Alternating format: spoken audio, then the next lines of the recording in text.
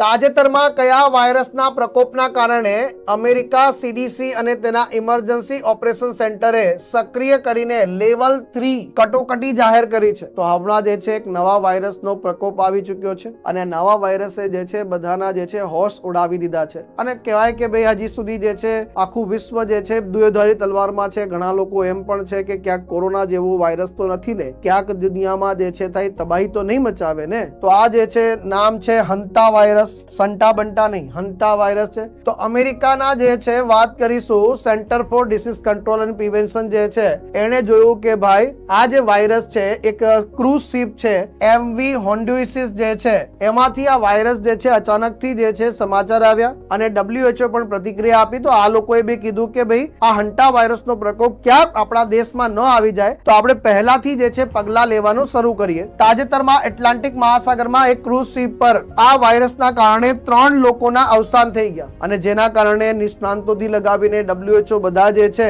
આ આર્જેન્ટિનાથી દક્ષિણ આફ્રિકા જઈ રહેલો ક્રૂઝ શિપ હતું MV હોન્ડુઇસિસ, જેમાં 3 મુસાફરોના જે છે સાહેબ મોત થઈ ગયા સાહેબ.